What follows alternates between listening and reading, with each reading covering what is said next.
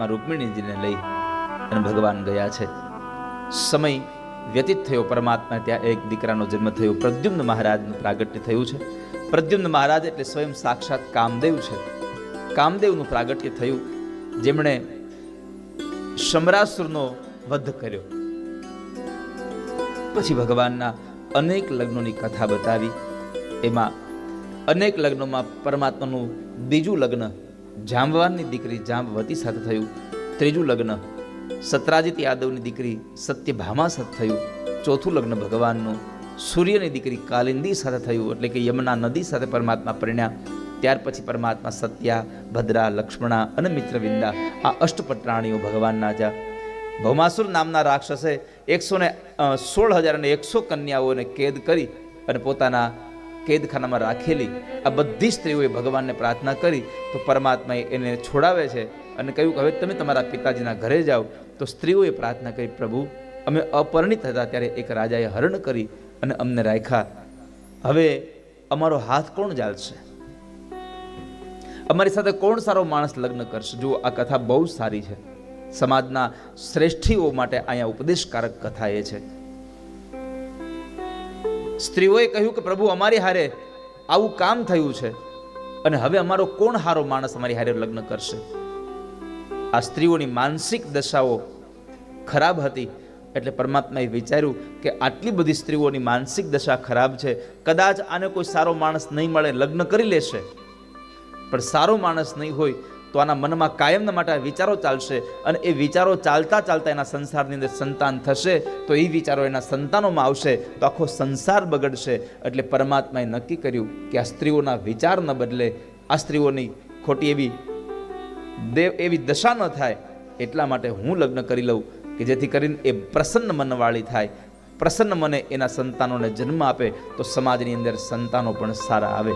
એટલા માટે ભગવાને 16,100 કન્યા સાથે લગ્ન કર્યા.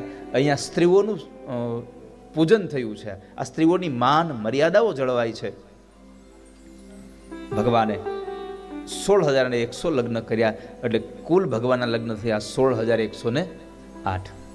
આ પરમાત્માના લગ્નો થયા એની કથા બતાવી. ત્યાર પછી પ્રદ્યુમ્ન મહારાજ એમણે લગ્ન કર્યા રૂકમિની દીકરી સાથે, એટલે કે એના મામાની દીકરી હારે પરિણ્યા. એમને ત્યાં સંસારમાં એક દીકરો થયો અનિરુદ્ધ મહારાજ, એણે રૂકમિના દીકરાની દીકરી હારે લગ્ન કર્યા. અને જ્યારે લગ્ન થયા ત્યારે જુગાર રમાતો હતો અને જુગારમાં મેં કહ્યું એમ કે પરીક્ષિત મહારાજે એને જુગારમાં કળયુગને રહેવા માટેનું સ્થાન આપ્યું છે. દ્યુતમ પાનમ સ્ત્રી હસુના યત્ર ધર્મ ચતુર્વિધ.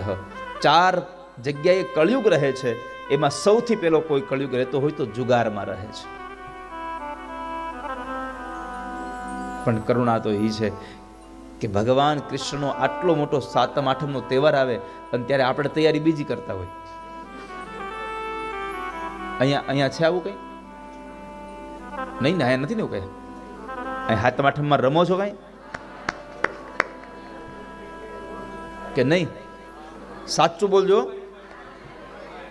હે રમે છે? ઓ આજે ભગવાનની કથામાં બેઠા છો વાલા ભક્તો, પ્રતિજ્ઞા કરજો, સંકલ્પ કરજો કે 7મ અને 8મનો તહેવાર એવી રીતે હું ઉજવીશ કે હું રાજી રહું, મારો પરિવાર રાજી રહે અને મારો ઠાકોરજી રાજી થવો જોઈએ. જુગાર રમશો, ભગવાનને નથી ગમ્યું. તમે જુઓ પાંડવો જ્યારે જુગાર રમ્યા છે ત્યારે પરમાત્મા ત્યાં હતા નહીં. શું દશા થઈ એની? જુગારમાં કલી રહે છે એટલે પહેલું નામ આપ્યું દ્યુતમ. તો મારી પ્રાર્થના છે તમને બધાને, આટલી સુંદર કથાઓ સાંભળીને પણ જો આપણામાંથી આ દૂષણ ન જાય તો કથામાં આવવું જ કામ જોઈએ તમારે. તો કથામાં તમે બેઠા 3 કલાક 4 કલાક તમે કથામાં બેઠા, પણ કથા તમારામાં ન બેઠી. મારે હાથ નથી ઊંચા કરાવવા કોણ કોણ રમો છો, પણ તમે તમારી જાતને પૂછજો કે રમીએ છીએ અમે?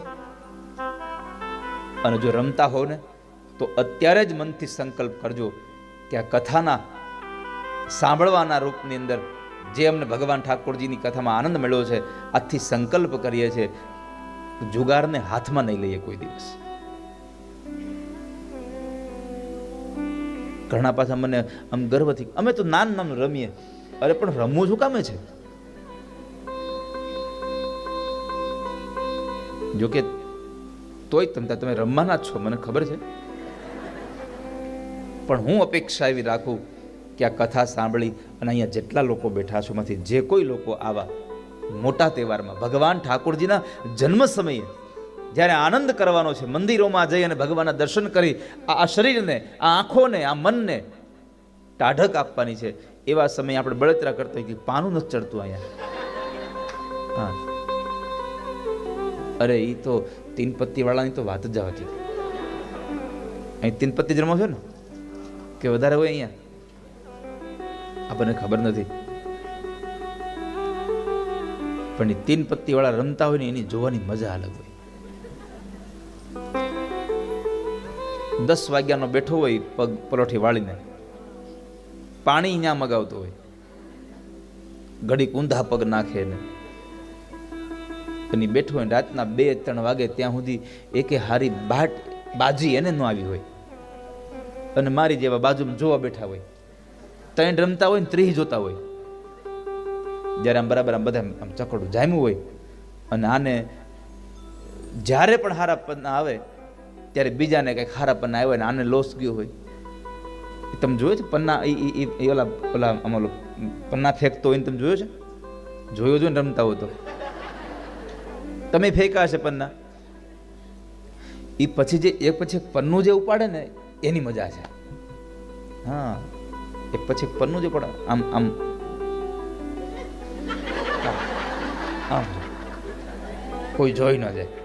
આમ 3 પન્ના ભેગા હોય અને એમાં બરાબર એ બાદશાહ પેલો પન્નું જોઈ જાય અને પાછો મૂંધું મૂકીને 10 પાછો આમ રાઉન્ડ આવે તે બીજું. એટલું ચીપીને આમ પન્નું ખોલે, ખૂણો જોવે ખાલી, અને કેટલો માહિર આમ ખૂણો જોવે ત્યાં ખબર પડી જાય કે શું છે. અને ખૂણો જોયો ને રાણી દેખાણી, ભાગમાં હતી તે. નકર અમુકને તો પતામાં ભાગમાં ન હોય રાણી, એમાં ગુલામ જ આવે. તો એ 2 પન્ના એ બાદશાહ અને રાણી જોઈ ગયું તે તો ગોઠણિયા પર થઈ જાય, હાલવા જ મળે. એટલે 3જું પન્નું જો, અને જ્યાં અહીંયા આમ 3જું પન્નું કરે ત્યાં ફૂલીને તીડી.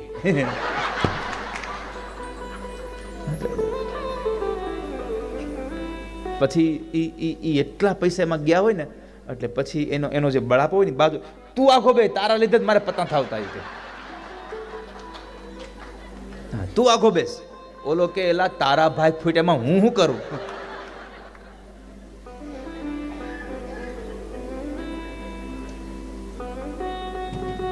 શું તમે ઘણા તો જગ્યા ફેરવે એ કે મારે અહીંયા પન્ના આવતા જ નથી હારા. દૂધ પાકનો આખો વાટકો તમે ખાવ અને પછી મૂળો આટલો જ ખાવ તો ઓડકાર મૂળા નો જ આવે. સમજ્યા? એમ તમે ગમે તેટલો સારો સત્સંગ, ગમે તેટલી સેવા કરો, પણ કુસંગ તમારામાં હશે તો સત્સંગની સુવાસ નહીં આવે તમારી ક્યાંય. ભલે કદાચ તમને મોઢે નહીં કહે કોઈ લોકો, પણ તમે અહીંયા કદાચ અગાધ મહેનત કરતા હો તો લોકો મનમાં અથવા તો એની પર્સનલ જે વાત કહેવા વાળો માણસ છે એને કહે ભાઈ આ બધા દેખાવ છે, બાકી આપણે નથી બેહતા રાતે. સનરવી બેહી જ ગયા હોય. ઘણાને અઠવાડિયામાં 3 વખત તો આઠમ આવે.